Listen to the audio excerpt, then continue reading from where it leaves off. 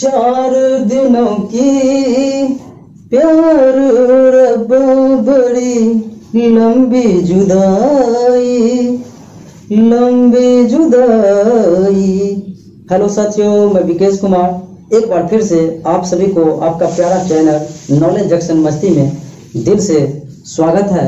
तो साथियों, मैंने बोला था कि अगले वीडियो में आपको वेद और उसके उपवेद और उसके प्रवर्तक जो हैं उसका ट्रिक्स बताऊंगा। तो आज वह ट्रिक्स आपके सामने प्रस्तुत हो रहा है, तो आप वीडियो के अंत तक बने रहिएगा।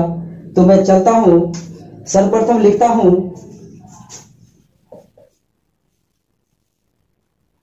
वेद एवं उसके प्रवर्तक। तो वेद और उसके प्रवर्तक यानी संरक्षण करता इसके कौन भगवान थे, तो इसका मैं ट्रिक्स लिख रहा हूं। ट्रिक्स है री पा याना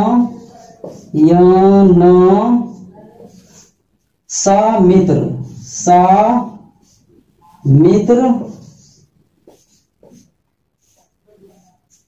मित्र आ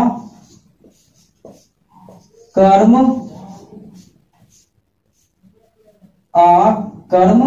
कर। ये कर जो है ये मेरा साइलेंट रहेगा, यानी इसका मीनिंग जो है नहीं निकलेगा कुछ भी। तो आइए, री पा याना सा मित्र आ कर्म कर। री पा याना सा मित्र आ कर्म कर। री फॉर ये आपका वेद हो गया, ऋग्वेद। री से हो गया ऋग्वेद, और इनके प्रवर्तक जो थे वो है प्रजापति ब्रह्मा। इनके प्रवर्तक हैं प्रजापति ब्रह्म। उसके बाद या से हो गया यजुर्वेद, या फोर यजुर्वेद। और यजुर्वेद का जो है प्रवर्तक है नारद भगवान। और उसके बाद जो है सा से हो गया सामवेद। सामवेद और सामवेद, इनसे हो गया मित्र यानी विश्वामित्र।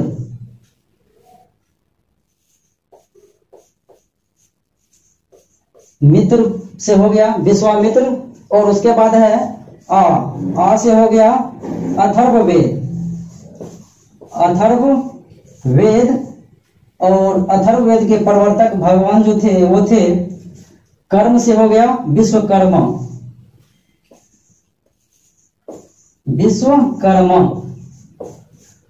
अब देखिए कितना आसान है, और आपको ये लाइन इतना याद रहेगा। और वेद और उसके प्रवर्तक जो भगवान है वो आपके चुटकी में होगा, एक मंत्र में जो है यह वेद और उसके प्रवर्तक खत्म। री पा याना सा मित्र आ कर्म कर। ऋग्वेद प्रजापति ब्रह्म, यजुर्वेद नारद, और सामित्र यानी सामवेद विश्वामित्र, आ कर्म यानी अथर्ववेद, कर्म से हो गया विश्वकर्मा। तो इसी प्रकार साथियों हम आपको वेद और उसके उपवेद का ट्रिक अभी लिख रहा हूं। तो देखिएगा, वेद एवं उपवेद। तो वेद एवं उपवेद, इसका ट्रिक्स जो है वो है आ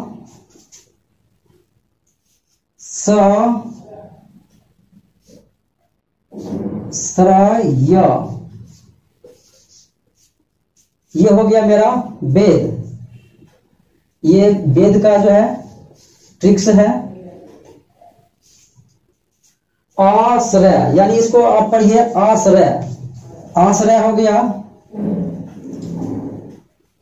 और इसका जो मैं ट्रिक्स लिखा हूं वो उपवेद इसका जो है वो है सिग अध ओ ध। सिग अध, ये हो गया उपवेद। आश्रय वेद हो गया और सिग अध ये इसका उपवेद हो गया। और आ से हो गया अथर्ववेद, सा से हो गया सामवेद और री फोर हो गया ऋग्वेद और या से हो गया यजुर्वेद।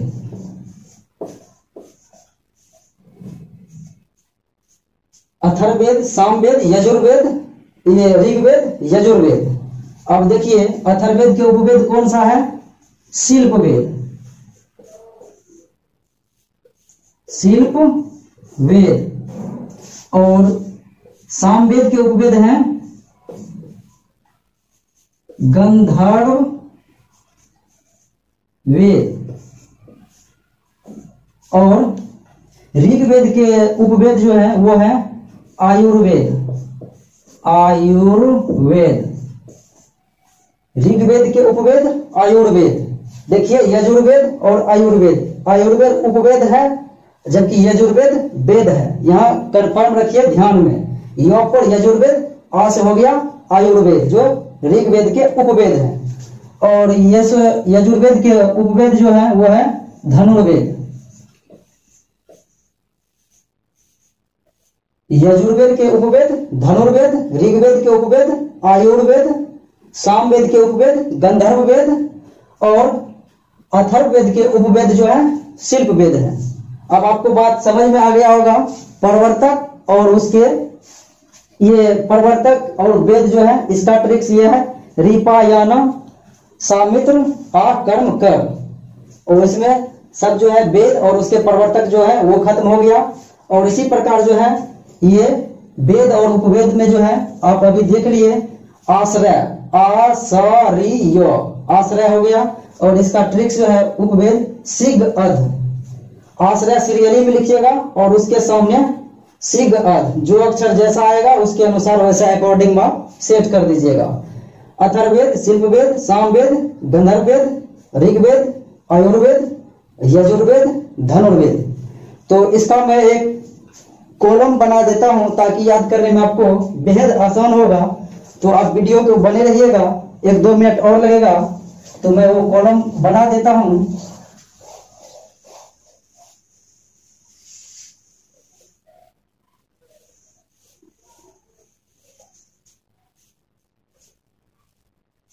अब एक तरफ देते हैं वेद और इसके बाद लिखते हैं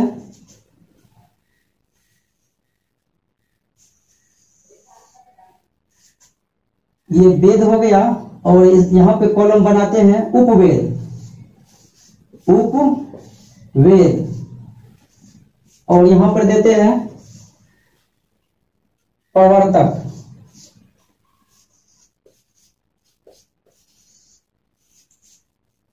वेद है और उसके उपवेद है और प्रवर्तक है। और देते हैं एक तरफ धार्मिक पुरोहित।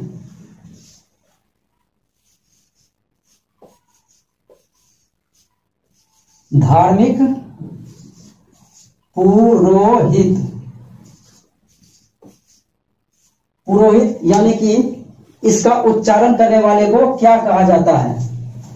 तो वेद में लिखते हैं ऋग्वेद।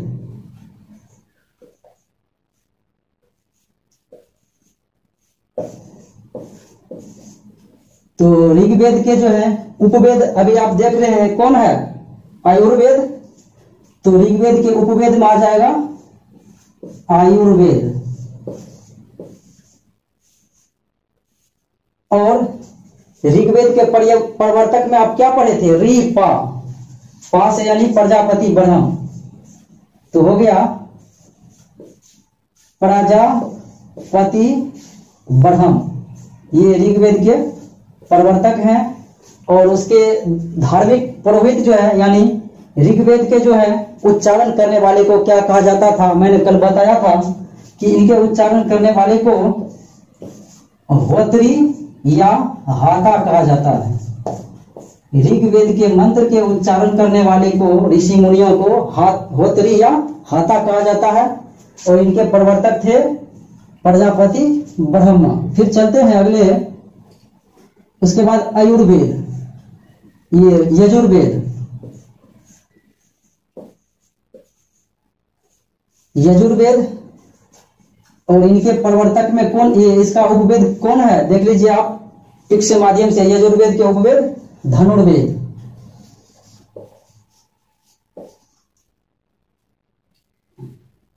धनुर्वेद हो गया। और इनके प्रवर्तक में जो है रीपा याना, या आया था यजुर्वेद के लिए, तो हो गया नारद। इनके प्रवर्तक नारद थे यजुर्वेद के।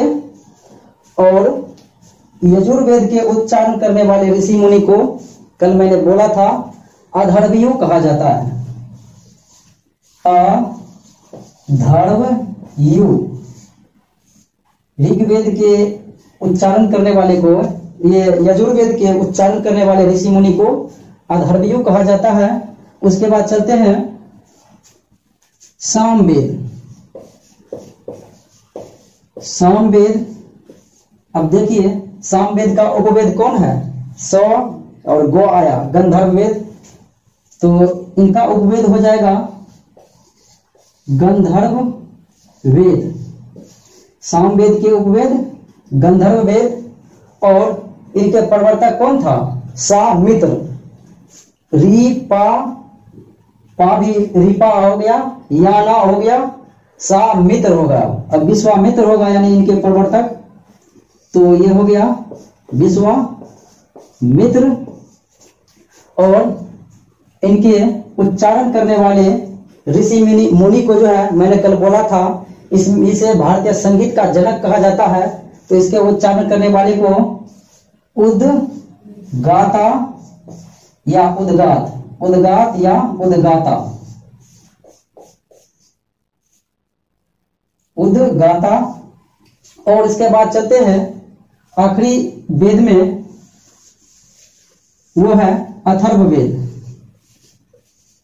अथर्ववेद और अथर्ववेद का उपवेद देखिए शिल्पवेद आपके सामने है। तो इनके उपवेद है शिल्पवेद।